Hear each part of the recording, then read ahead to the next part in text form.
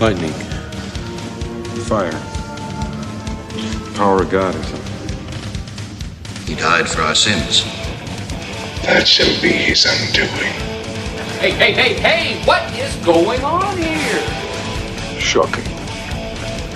Positively shocking. That's just funny. Fuck you.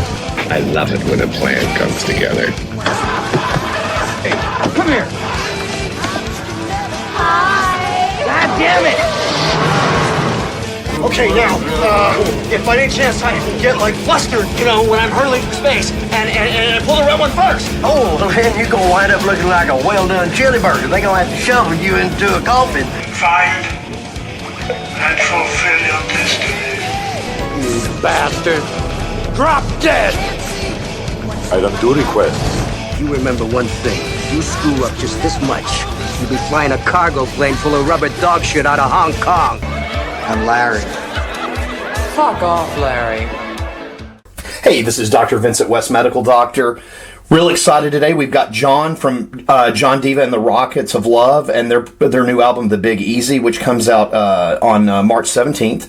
And John, thanks for taking the time to do this today. I appreciate you coming on. Thanks for having me. Awesome. So I'm looking at the Big Easy box set. That's what I'm looking at here. This is so cool. All kinds of fun stuff in here. When did you guys start recording the Big Easy? Well, we recorded last spring. We did start the songwriting like in the dark ages of January 22. In the middle of Europe, everything locked down was awful, and we had to dream ourselves away to a better future, which now finally arrives. And we started writing the songs, and kind of went crazy about it because that was the only thing to do it. We really got into it like teenagers, and then the production kind of melted into the songwriting from, let's say, March on, pre-producing, then recording the drums, and we were done by the end of June. So it was half a year between, let's say, the first songwriting and the end of the sessions. Then obviously it was mixed, but that was it. So it took us a bit more than half a year last year. Excellent. And as far as what's different about the Big Easy as opposed to the past two releases? Well, whereas the first release is always, in a way, something you just do, because you don't know where that band will ever end up, and then suddenly you have a Billboard album in Europe. You're like, oh right, that works well. And the second album, American Amadeus, was just something to cross some borders, to reach back to the 70s, to do some songs you might expect on a David Lee Roth album, but on the B-side. So that was really, we were like pushing it to the extremes. And album number 3, I think, is an album where a band recaptures their strength and minimizes themselves to the maximum they can do. And I had the feeling that our songwriting really is improving, that also we have an overall message if it comes to the lyrics, and that we reduced ourselves to the maximum, and that is John Diva right now. So it kind of was a conceptual work, in that meaning that we needed something to reach for in dark times, and that put us back together after 10 years of intensive touring and everything else that a rock and roll band goes through. It's incredible. I'm new to the band, immediately fell in love with it. Some really great tracks on this record. I'm excited to actually go back and check out your back catalog. Like I said, I'm new to the band, but this is definitely in my wheelhouse. I love this stuff. As far as writing for you, is it difficult going and making record to record, or is it something, do you feel it just comes pretty naturally, just going record to record? It comes naturally in a way that there's times where you want to perform and, get the world to know what you have done, and then the other way around. So it's an on and off in a way. And last year, and that might be the specific thing about it. We couldn't tour for our second album, Right. and we directly went back to writing. So that it could have been a depressive moment, but we turned it into something positive. Probably just like a sad teenager growing up in Seattle where it rains all the time. Sure. You just have this little rehearsal room and you're like, fuck it, I might as well just rehearse because everything else is so horrible out there. Right. And but it does come natural, but every album is different. I mean, you grow older, you're more experienced, and you want to work on your craftsmanship or on your own experience of getting better in what you do. And this time we really tried to focus on the songwriting more than on over exaggerating, because over exaggerating is something that is a synonym for John Diva. Obviously, we're a show band, we're a glamour rock band, but this time it was like, okay, let's try to write songs that work on an acoustic guitar and then blow them up with a sound. Right. And that might be the difference this time. So for you, what are some of the standout tracks on the album for you? I mean, it changes, but probably the title track, Big Easy, is a riff-driven, Van Halen-ish California anthem. It's just something that gives you a big fat smile if you just ride your convertible for the first time this spring, and at the same time it has a really heavy groove to it and some sweet harmonics. So I love that song. At the same time, there is some songs that we haven't written that way before, like Back in the Days is a melancholic, beautiful song about a past that probably every one of us in one way or the other can contribute to. Obviously, it's stories about small town boys and small town girls.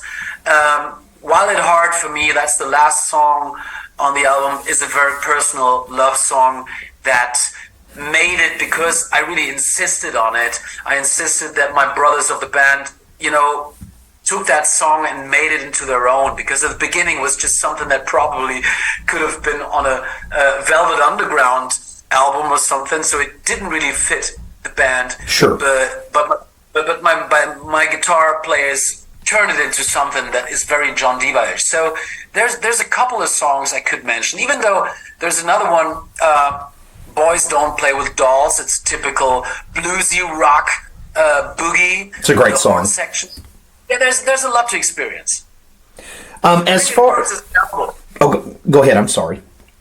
No, I think it works as an album perfectly. So it's hard for me at this moment to point out single songs. Obviously, I'll tell you what, man. It's a great rock record.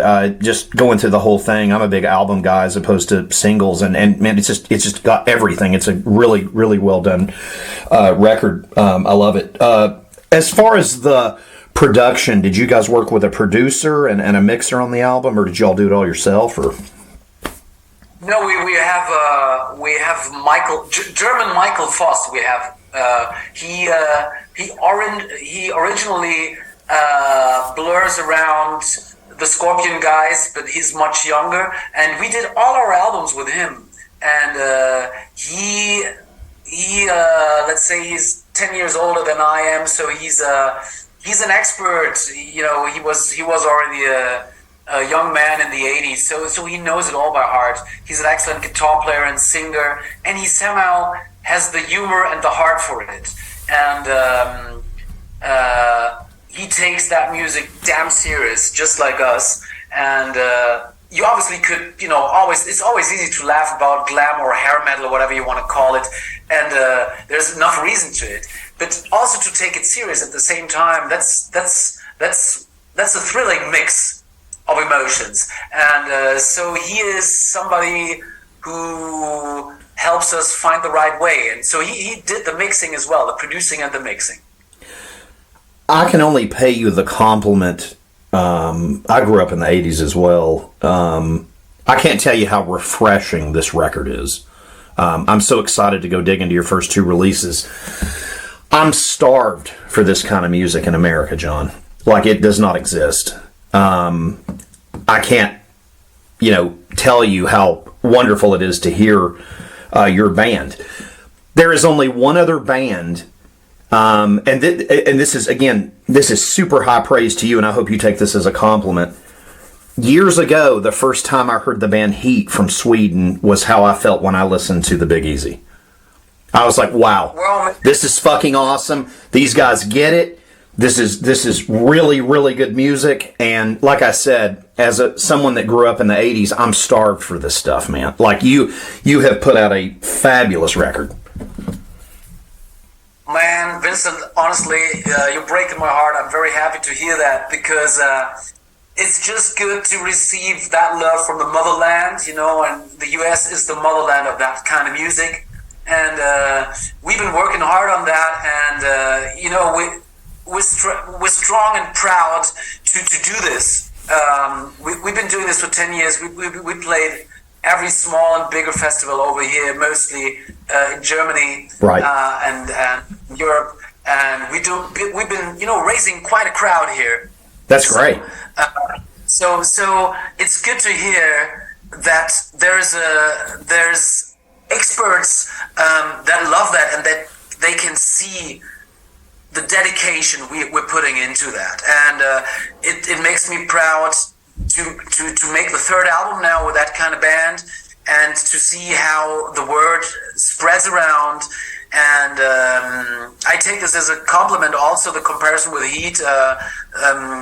Thank you so much. I can appreciate that. Yeah, man. Because, like I said, those guys get it. You guys get it. I see a lot of this stuff, and again, I'm not trying to be down on any other specific type of band, but there's very few bands that I've listened to when it catches my eye, and I'm like, wow, okay, this record could have came out in '88, like this is what I love, because I was the guy, not to get on a rant about this, but I was the guy that watched grunge kill all my music over here, that I was into. So dude, this record is like you giving me resuscitation. It's like you bringing me back to life. Like I love it, man. Like I said, I love the songcraft and the whole fucking vibe of the album, the look. You guys get it. I don't know how to explain that, but some people get it, some people don't get it. But the tunes are there too, which is the most important thing. But you've got the look, the attitude, everything. It's the whole fucking package. I'm so proud to endorse this for you. It's a very rare thing when I see this, because there's bands I see that they try to do this kind of thing, and I'll have friends like, oh, check this out. I was like, I don't like that, So this was like I said, when this kind of fell in my lap. And I apologize, forgive my ignorance next time we talk if you're willing to do it again. I would love to talk with you about the first two releases. I haven't got to dig into those yet, but I'm sure I'm going to love them as well. But this record is killer, man. Like, it really is. And like I said, there are people like me, and granted, we're older, but, there are people like me that grew up with this stuff, that miss this stuff, and it seriously does not exist in this country at all.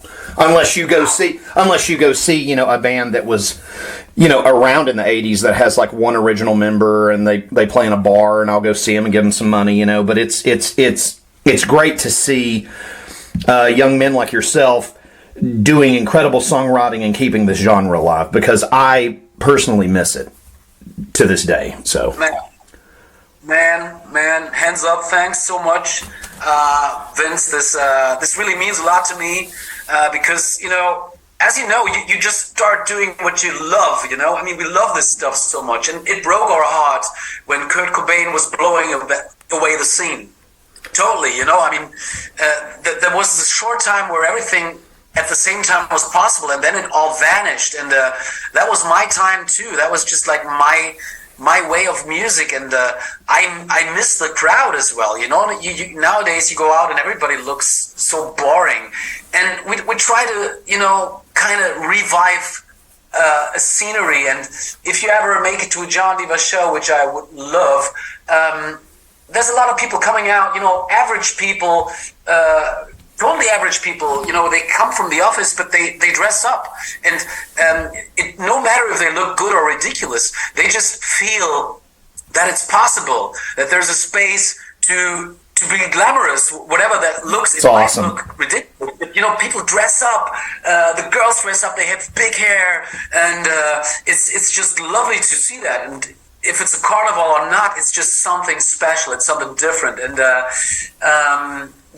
again, I mean, this music means a lot to me, and I really revisit so many of these bands lately. I was listening to the early Tesla again, and it's so many great musicians and craftsmanship in that scene. And at the same time, I agree. I would never ever go out and watch Mötley Crüe right now. Why? They had their time, but it's I don't know. It's time to carry on the torch, and there's a certain energy and time to it, and I do have the feeling that in a very small range, of course, John Diva can take the torch right now, and we're happy to do it. Absolutely, man, absolutely. So for you, are you from Germany? Yeah, I'm a half breed. I got a German family. Kind of grew up in the States for a couple of years. Oh, cool. So I've been traveling. Cool. Yeah. So when I was growing up, I really loved the band Kingdom Come. Do you like them, Lenny Wolf? Oh yeah, oh man, he's a great singer. Dude, that guy fucking rules, man. That's like some of my favorite stuff. Of course, obviously the Scorpions. But as far like what are some other influences for you? Like some classic stuff like that I probably grew up on. Were you into like Winger? Were you into Trickster? Were you into like what were some of the hair bands that you liked? Were you into some of that stuff? Right. I mean, I come from the 70s, from the sound. I'm like a huge Thin Lizzy fan. Greatest band to ever grace this planet. Oh man, we need to have beer, man. Yeah, totally. I mean, when I stumbled about Thin Lizzy, I was like, how cool and how sexy can you be, and how great that is that this soul brother is doing rock music. How cool is that? So I mean, I'm totally in love with that guy and all the Offsprings. I mean, I kind of dig Gary Moore, but after a while, it was just too British. Sure. I came from Purple and Whitesnake, so I followed Whitesnake into the 80s, even though it was, looking back now, pretty cheesy. But he was a great dude. When John Sykes worked with him, that band was the shit. Oh yeah, that was awesome. Dude, he was such a badass guitar player. Have you ever listened to Blue Murder, John Sykes' band that he did? Yeah. Dude, that first fucking album, that thing is fantastic. That's so good. It really is. It really is. And and then so I kind of followed the British path, and then for me, Van Halen was just like something so different. It changed everything, because before that I was like, yeah, Richie Blackmore, and then suddenly was Eddie Van Halen. I said, what the fuck? This is a different instrument. And it was so sunny, and it was so positive, and there was a smile to it, and all the California attitude. It just like back in the days when I was 9 or 10 years old, that meant the world to me. And so I was really, and that kind of brought me to the States, that brought me to America, to the American sounds. And there was, everything that was big. I loved Cinderella. And back at the time, I didn't like the Leopards so much, but I really love them now. Mötley Crüe wasn't so much for me. Funny enough, I kind of liked Wasp. I don't know why anymore, but I did. Dude, I'll tell you the most depressing story about Wasp. And again, I'm not trying to badmouth them, but my buddies went and saw them. All his vocals were pre-recorded on that tour he just did to the U.S. Oh, fuck, yeah. I know, I was just like... And see, it was depressing to me because I remember seeing them open for Kiss in 84 on the Last Command tour, and they blew Kiss off the stage. Like, they were fucking... It was awesome, like, this was like 1984. It was incredible. And we were going to go see them, and then it kept kind of getting back to me, and my buddy's like, dude, he's not singing. Like, it's like pre-recorded vocals. Like, the instruments were live, but his vocals weren't, and I was just like, oh, God. Like, see, that's just depressing to me. Like, I don't want to see that. It's like what you were talking about with Motley Crue. Like, I saw Motley Crue and Guns N' Roses when Guns N' Roses was like brand new. This was like 87, 88, the Girls tour, and then Appetite was what, and people were throwing stuff at Guns N' Roses. Of course, Tommy had the upside down kid on that tour and everything, and I loved them then, but Dr. Feelgood and stuff after that, I couldn't really do it. But like the Girls record back, I like them okay. But Guns N' Roses was great. We're actually going to go see them in September. My co-host and I. Hopefully, you're going to go see them together. Okay. But I just saw a documentary about them, and what I didn't know, I mean, at a certain time, everybody was pro Slash, and Axl was bashed because he's such an idiot, and that might be true. But at the same time, I love Axl Rose, man. I love him. Yeah, and I really have to pay him respect because he's a great songwriter, he's a great singer, and he was, this idea of Use Your Illusion and to like really have a double album on number 1 and 2 on all of the Billboard charts, this is just a genius move. This is just great to do it, even though the material in the end, they could have just made one record, but sure. The idea to be so crazy to do it. And what I was reading just the other day is that November Rain already he started writing that song in 82. Yep. I think even Tracy Guns was somebody who referred to it saying, I know that Axl was playing it and he's just said it's not ready yet. And then they cut it from 20 minutes to 50 minutes to 9 minutes, the song that we know now. And even though it's in a way pathetic and beautiful at the same time, that's how it is. Axl Rose is both sides. And they changed so much, and they, it was really rough. And if you listen to Whitesnake, which I love, but to the 87 album, it's just over the top. It's so softish. And then you just have somebody like Guns N' Roses jumping in, and that gives back the punk rock to that music, the sleaze, sure. And a great band. I'll tell you something you may not know. So a few years ago, whenever they got inducted into the Rock and Roll Hall of Fame, Axl was the only member that would not go and perform and accept the induction. His terms were, unless they put Thin Lizzy in the same night that they induct Guns N' Roses, he will not accept it. The other members can come accept it and everything, but, and I'm quoting him, they can go fuck themselves if they don't put Thin Lizzy into the Rock and Roll Hall of Fame. So that is why I love Axl Rose. I think that's cool as shit. And I'll tell you another fun thing. If you ever get to go see them, he doesn't come on stage till like midnight. Okay. He literally makes people sit in there and wait till he feels like going on stage.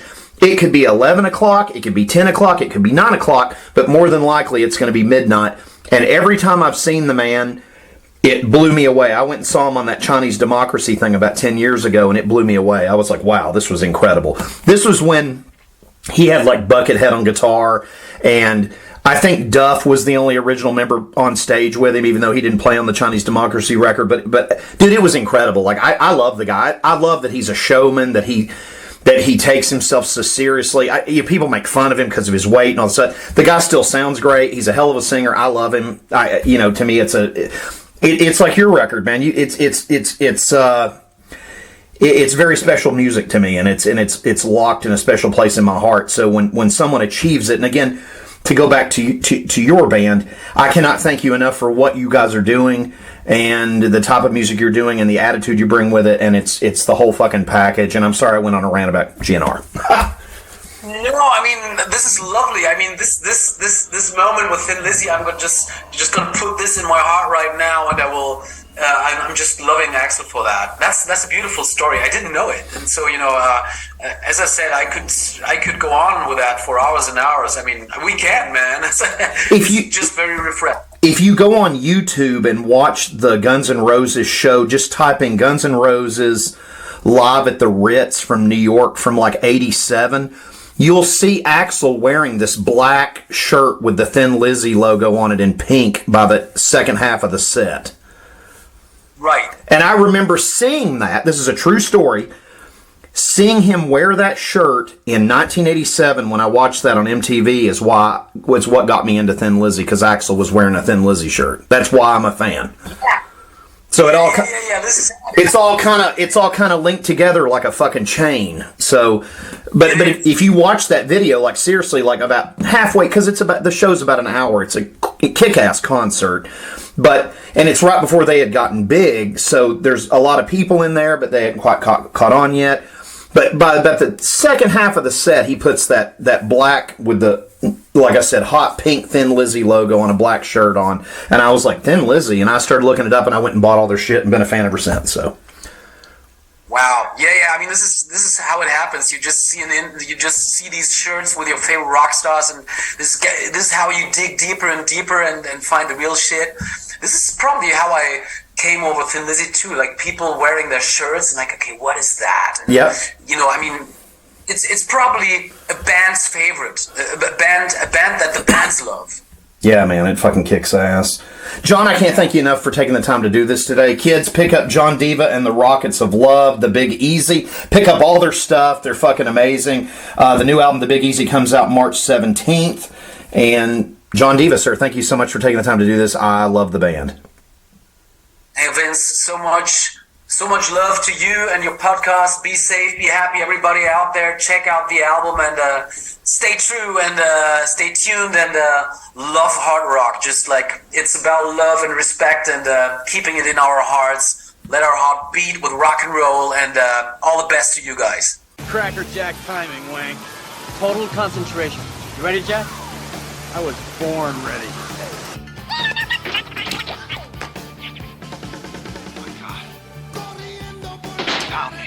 I don't know how, but they found me. Run for it, Marty!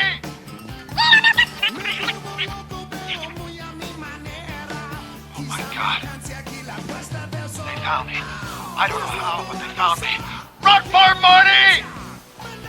Doc, take us out.